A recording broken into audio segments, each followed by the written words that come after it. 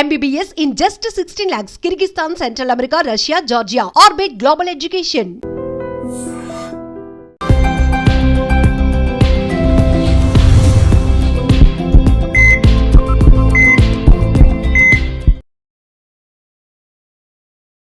నమస్తే, welcome to healthy conversations with iDream media. నేను మీ Jhansi. So ఈరోజు మనతో ఉన్నారు డాక్టర్ శ్రవంతి గారు, సీనియర్ గైనకాలజిస్ట్, అలాగే లాప్రోస్కోపిక్ సర్జన్ కూడా. మరి పీరియడ్ స్టార్ట్ అవ్వడం అనేది న్యాచురల్గా జరిగేది, అలాగే మెనోపాజ్ కూడా న్యాచురల్గా జరిగేది.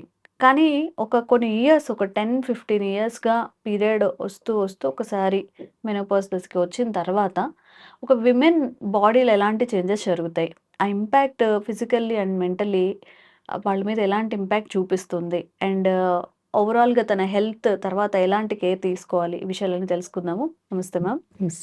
సో మెనోపాజ్ అంటే అసలు మెనోపాజ్ అంటే ఏంటి, ఎందుకు అలా జరుగుతుంది, ఒక 1 by 1 మాట్లాడుకుంటే ఒక న్యాచురల్గా స్టార్ట్ అయింది, మళ్ళీ ఎండ్ అయిపోతుంది. అది న్యాచురలా, లేకపోతే ఎలా కన్సిడర్ చేయాలి మెనోపాజ్ని? This is the biggest confusion state ఒక లేడీలో. ఒక ఉమెన్కి ఇది చాలా ఇంపార్టెంట్ విషయం. అంటే స్టార్టింగ్ ఏంటి, ఎండింగ్ ఏంటి. స్టార్టింగ్ అసలు చాలా చిన్న పిల్లలప్పుడే స్టార్ట్ అయిపోతుంది, మెనార్కీ అంటాం. సో అది ఎలా అయ్యి నానా కష్టాలు పడుకుంటూ ప్రతి నెల సమస్యలతోనే ఉంటుంది. మెనోపాజ్ అంటే ఏంటి, మెన్ పాజ్ అంటే పీరియడ్స్ అనేది పాజ్ అయిపోవడం, అంటే ఆగిపోవడం, దాన్ని మెనోపాజ్ అంటాం. ఇండియన్ యావరేజ్ ఏజ్ వచ్చేసేసి 48 to 49. కొంతమందికి జెనెటికల్గా, కొంతమందికి ఫ్యామిలీలో 50-51 వరకు కూడా రన్ అవుతాయి. బట్ 51 తర్వాత ఆల్మోస్ట్ 100% వాళ్ళకి ఆగిపోవాలి.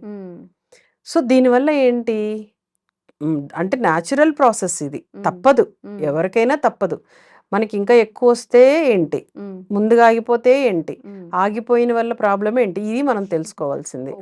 ఏదన్నా కష్టమే మనకి, ముందు ఆగిపోయినా కష్టమే, అది అవుతున్నా కష్టమే, లేదు టైంకి మళ్ళీ అది ఆగిన తర్వాత వచ్చే కష్టాలు, ఏదైనా కూడా మనకి రకరకాల ప్రాబ్లమ్స్ ఉంటాయి. మెనోపాజ్ వల్ల ఫస్ట్ ఏమొస్తుంది, హార్మోన్స్ అనేవి ఆగిపోతాయి. హార్మోన్స్ అంటే ఏంటి, బ్లడ్లో ఒకలాంటి కెమికల్స్ వస్తూ ఉంటాయి. వాటి వల్లనే మీకు అండాలు రిలీజ్ అవ్వడము, పీరియడ్ కరెక్ట్గా రావడము, తర్వాత పేషెంట్ కాకుండా అంటే ఏంటి, హెల్తీగా ఉండడం. ఆ హార్మోన్స్ కానీ లెవెల్స్ మెయింటైన్ అయితే మనకి జుట్టు ఊడకుండా ఉండడం, బోన్స్ బాగుండడము, తర్వాత వెయిట్ ఎక్కువ రాకుండా ఉండడము, అంటే మూడ్ ఫ్లక్చుయేషన్స్ లేకపోవడము, ఇవన్నీ కూడా హార్మోన్స్ని బట్టి ఉంటాయి.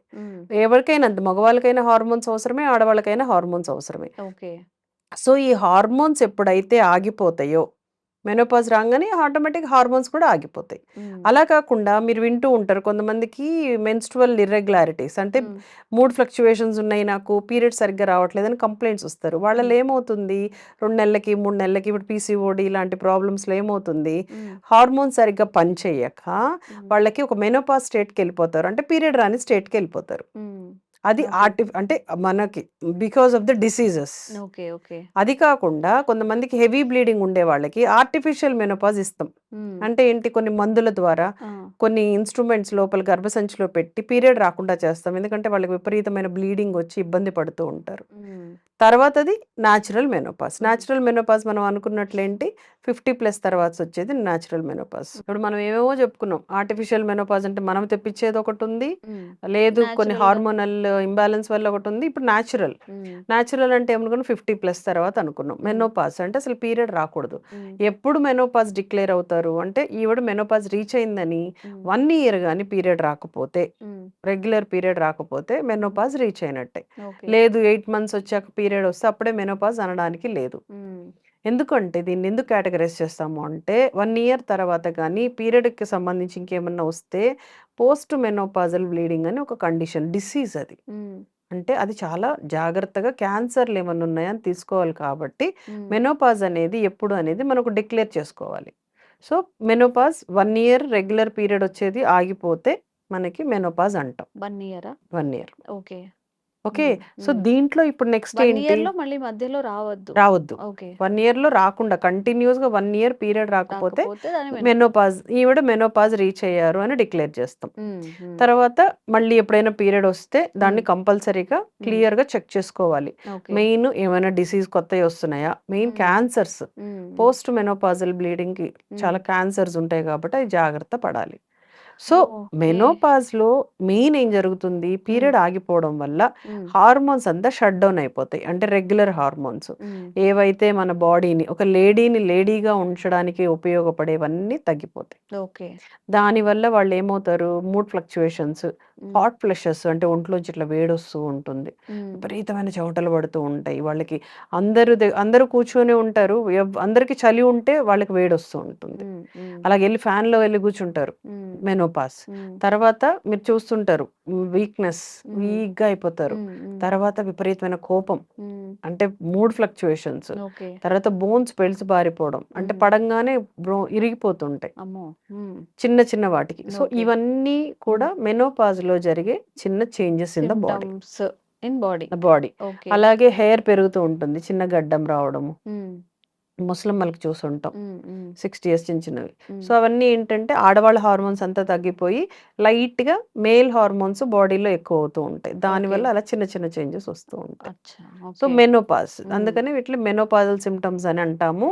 ఆ సిమ్టమ్స్ చాలా ఇంపార్టెంట్. ఉమ్, వాడేంటి ఫిజికల్గా సిమ్టమ్స్ వస్తున్నాయి, మెయిన్ ఉమ్, సైకలాజికల్. ఉమ్, అంటే వాళ్ళకి విపరీతమైన మూడ్ మూడ్ మూడ్ ఆఫ్ అయిపోతూ ఉంటారు, మూడ్ ఫ్లక్చుయేషన్స్, ఉమ్, కోపం వచ్చేస్తూ ఉంటుంది, కొట్టాలనిపిస్తూ ఉంటుంది, అరుస్తుంటారు. ఉమ్, ఏంటబ్బా మమ్మీ సడన్గా ఇలా బిహేవ్ చేస్తుందో, లేదు ఏంటి మా వైఫ్ ఏంటి ఇలా చేస్తుంది, ఉమ్, ఎందుకు ఇట్లా అరుస్తుంది అని అనుకుంటారు, కానీ వాళ్ళు అది అర్థం చేసుకోరు. ఉమ్, పాపం షీ ఈస్ గోయింగ్ త్రూ ఒక హారిబుల్ సిచ్యువేషన్ అనేది ఫ్యామిలీ అర్థం చేసుకోవాలి. ఉమ్, సో ఇక్కడ మెడికేషన్తో పాటు కావాల్సింది ఏంటి, మెయిన్ కౌన్సిలింగ్, ఉమ్, ఫ్యామిలీ కౌన్సిలింగ్. ఫ్యామిలీ పర్సన్స్కి మనం చెప్పాలి, ఆవిడని అర్థం చేసుకోండి, ఆమెకు కొంచెం కంఫర్ట్ జోన్ ఇవ్వండి, ఉమ్. అరుస్తుంది కదా అని చెప్పి మీరు కూడా ఆమెను ఇంకా ఇబ్బంది పెట్టద్దు అనేది అసలు ఇక్కడ. ఈ మెనోపాజ్ ఎప్పుడు తప్పించడం లేదా కొంచెం పోస్ట్పోన్ చేయడం అంటే ప్రతి వాళ్ళకి మెనోపాజ్ రావాల్సిందేనా, ఖచ్చితంగా వస్తుందా? న్యాచురల్. మెనోపాజ్ రాకపోతే భయం మళ్ళీ. ఓ. ఏదో డిసీజ్ ఉంటే మెనోపాజ్ రాదు. బ్లీడింగ్ అవుతుందంటే ఏంటి, గర్భసంచికి ఏదో ప్రాబ్లం స్టార్ట్ అయింది. ఉమ్, ఏదన్నా టైంకి టైం అవ్వాలి కదా, ఉమ్, ఏదైనా టైం వచ్చినప్పుడు అవ్వాల్సిందే. ఓకే. అంటే ఇప్పుడు మెనార్కి అంటే పెద్దమ్మాయి అవ్వడము టైం అప్పుడే అవుతుంది, ఉమ్, పెళ్లి టైంకే అవుతుంది, ఏదైనా టైం. అలాగే మెనోపాజ్ రావాల్సిందే, ఉమ్, ఎవరైనా మెనోపాజ్ రీచ్ అవ్వాల్సిందే. ఓకే. అది రీచ్ అవ్వకపోతే ఇంకా పెద్ద ప్రాబ్లము, ఉమ్, ఉమ్, తప్పదు. ఓకే. ఏదో ఒకటైతే పడుతుంది మనకి. సో ఉమ్, మెనోపాజ్ అనేది కామన్, అంటే ఒక లైఫ్, ఒక ప్రక్రియ అంతే. ఓకే. ఓకే. కాకపోతే దానివల్ల వచ్చే ప్రాబ్లమ్స్ని మనం ఎదుర్కోవాల్సి వస్తుంది. ఎలా డీల్ చేసుకోవాలి మరి ఈ ఎస్, మూడ్ స్వింగ్స్ ట్రీట్మెంట్ పార్ట్స్. కానివ్వండి, బోన్ వీక్ అయిపోవడం కానివ్వండి? ఉమ్, వీటికి మెడికల్ ద్వారా కొంచెము చెప్పాను కదా, సైకలాజికల్ ద్వారా, ఓకే. ఇంకోటి లైఫ్ స్టైల్ మోడిఫికేషన్ ద్వారా. ఓకే. ఫస్ట్ మెడికల్ ద్వారా వస్తాం, మెడిసిన్స్ చాలా తక్కువ. ఉమ్, హెచ్ఆర్టీ అంటాం, ఉమ్, హార్మోన్ రీప్లేస్మెంట్ థెరపీ. ఉమ్, అంటే ఇప్పుడు ఏవైతే హార్మోన్స్ లేవో వాటిని మనం బయట నుంచి ఇచ్చి ఉమ్, కొంచెం సపోర్ట్ చేయొచ్చు ఈ ఓకే. ప్రాబ్లమ్స్ నుంచి. ఉమ్, బట్ అదంతా సక్సెస్గా లేదు. ఈ ఉమ్, ఎక్స్ట్రా హార్మోన్స్ వల్ల కొత్త ప్రాబ్లమ్స్ వస్తున్నాయని విరివిగా వాడట్లేదు అందరు డాక్టర్స్. కొంతమంది వాడుతున్నారు కానీ కొంచెం భయపడుకుంటూ, కౌన్సిలింగ్స్ ఇచ్చుకుంటూ, సైడ్ ఎఫెక్ట్స్ ఉంటాయని చెప్పుకుంటూ వాడుతున్నారు. ఎడ్యుకేటెడ్ వాళ్ళు మాకు కావాల్సిందే అనుకునే వాళ్ళు తీసుకుంటున్నారు. ఓకే. వీటిల్లో ఓరల్గా అంటే నోటి ద్వారా వేసుకునేవి, ఇంజెక్టబుల్ ద్వారా వేసుకునేవి, ఉమ్, అలాగే క్రీమ్స్ ద్వారాగా ఉండేవి, రకరకాల ట్రీట్మెంట్స్ ఉన్నాయి. ఉమ్, అది హెచ్ఆర్టీ అనేది సపరేట్ సబ్జెక్ట్, ఉమ్, హార్మోన్ రీప్లేస్మెంట్ థెరపీ. అది మనం వేరేగా మాట్లాడుకోవాలి. ఓకే. సో ఏంటి ఎగ్జాక్ట్గా ట్రీట్మెంట్స్ అనేవి. సో అది కాకుండా హార్మోన్ రీప్లేస్మెంట్ థెరపీ అంటాం, ఓకే. హార్మోన్స్ని రీప్లేస్ చేస్తున్నాం, మన బాడీలో ఉమ్, రాని వాటిని రీప్లేస్ ఎలా? చేస్తున్నాం. టాబ్లెట్స్? టాబ్లెట్స్ ద్వారా, ఇంజెక్షన్స్ ద్వారా, క్రీమ్స్ ఓకే. ద్వారా. ఉమ్. అది ఒక ఇది టైప్ ఆఫ్ ఎవరికి ట్రీట్మెంట్. యూస్ఫుల్ గా ఉంటుంది మ్యామ్? ఇప్పుడు సిమ్టమ్స్ ఉండే వాళ్ళకి. అందరూ దీనికి అంటే ఈ 45లో ఆగిపోయింది అనుకోండి, వాళ్ళకి కూడా ఈ హార్మోన్ రీప్లేస్మెంట్ ఎవరికైనా థెరపీ ఇప్పుడు ఇస్తారా? పీరియడ్స్, మెనోపాజ్ వాళ్ళు ఎవరికైనా యూజ్ అవుతుంది ఓకే. హెచ్ఆర్టీ అనేది. ఉమ్, ఉమ్, బట్ అవసరాన్ని బట్టి అందరికీ అవసరం పడదు, అందరూ హాట్ ఫ్రెషెస్ ఉండవు, ఉమ్, అందరికీ బోన్ వీక్నెస్ ఉండదు. ఉమ్, ఎందుకంటే వాళ్ళు మంచిగా ఫస్ట్ నుంచే ఎక్సర్సైజులు చేసుకుంటూ ఫిట్నెస్ మెయింటైన్ చేసుకుంటున్నారు అనుకోండి, ఉమ్, వాళ్ళకి మనకు అంత ట్రీట్మెంట్ అవసరం లేదు. అలాగే జెనెటికల్గా కొంతమందికి మెనోపాజ్ రీచ్ అయినా మేజర్గా ఏమి ఉండవు, లైక్ అంటే మూడ్ ఫ్లక్చుయేషన్స్ అలాగే ఏమి ఉండవు, బాగానే ఉంటారు వాళ్ళు. ఉమ్, ఉమ్, సో అలా, సో అవసరాన్ని బట్టి ట్రీట్మెంట్. ఓకే. మెయిన్ హెచ్ఆర్టీ గురించి మాట్లాడుకోవడం అంటే అది సపరేట్ టాపిక్ కాబట్టి అసలు ఏం టాబ్లెట్స్ ఉంటాయి, ఎట్లా ఉమ్, వాడాలి, ఉమ్, అది కాకుండా నెక్స్ట్ ఏంటి, ఉమ్, మేజర్ నేనేం చెప్పాను సైకలాజికల్. ఉమ్, అంటే వీళ్ళు విపరీతమైన మనకి ఈ ఫిజికల్ ప్రాబ్లం కంటే మెంటల్ ప్రాబ్లమ్స్ ఎక్కువ, సైకలాజికల్ ప్రాబ్లమ్స్ ఎక్కువ. ఓకే. సో వాటికి మనం ఎక్కువ ఉమ్, ప్రిఫరెన్స్ ఇవ్వాలి ఉమ్, మెనోపాజల్ సిమ్టమ్స్లో. ఉమ్, ఉమ్, ఎలాంటివి, ఈమె ఫుడ్ డైట్ మార్చుకోవడం. ఫుడ్ అంటే డైటరీ చేంజెస్. ఇంతకు ముందులాగే కాకుండా కొంచెం ఎక్కువ protein food, fruits, vegetables, ground nuts and ఈ మొలకెత్తిన విత్తనాలని ఇలాంటివి డైట్ అంతా మార్చుకోవాలి. ఓకే. అండ్ డైటరీ హ్యాబిట్స్ లో ఇంపార్టెంట్ వచ్చేసేసి ఫ్యాట్ని తగ్గించుకోవాలి. ఫ్యాట్, కార్బోహైడ్రేట్స్ తగ్గించుకోవాలి. లిక్విడ్ డైట్ పెంచుకోవాలి. స్మాల్ మీల్, స్మాల్ ఇంటర్వెల్ చేయాలి. అంటే తక్కువ కొంచెం కొంచెం తింటూ పోవాలి. ఓకే. లేట్ నైట్లు తినకూడదు. ఈ ఒకవేళ ఏమన్నా సిగరెట్స్ ఇవన్నీ ఉంటే, ఏమన్నా లిక్కర్ తాగేది ఉంటే అవన్నీ క్లోజ్ చేసుకోవాలి. అంటే హ్యాబిట్ చేంజెస్. ఇదంతా life style modification. Compulsory exercise start చేయాలి. అంటే 40+ తర్వాత మినిమం వాకింగ్ అనేది వాళ్ళ కరికులంలో యాడ్ అవ్వాలి. అది చాలా చాలా ఇంపార్టెంట్. మేజర్గా మనం భరించలేనంత చేయమని అడగం. కాకపోతే మినిమం వ్యాయామం మనకి చెప్తుంటారు కదా, పర్ డే 40 మినిట్స్ అయినా చేయండి చాలు. 40 మినిట్స్ మంచిగా వాక్ చేయండి. లేదు మీరు జిమ్కి వెళ్తానంటే వెళ్ళండి, ప్రాబ్లమ్ ఏం లేదు. కాకపోతే బాడీకి తగ్గట్టు ఎక్సర్సైజ్ చేయాలి. ఓకే. అంటే అన్కస్టమ్డ్ వర్క్ ఎప్పుడు చేయకూడదు. కొత్తవి హెవీవి స్టార్ట్ చేయకూడదు. స్లోగా స్టార్ట్ చేసి మైల్డ్, మోడరేట్ అట్లా వెళ్తూ ఉండాలి. అవి ఎక్సర్సైజ్.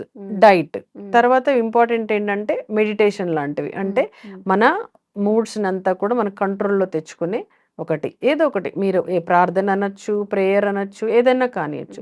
జస్ట్ కామ్గా క్వైట్గా కూర్చోవాలి. అందుకని యూజువల్గా పాతకాలంలో కూడా ఏమంటారు, 40+ తర్వాత వానప్రస్థాన్ని సన్యాసం తీసుకోవడం అంటారు. సన్యాసం అంటే ఏంటి? Nothing but changing.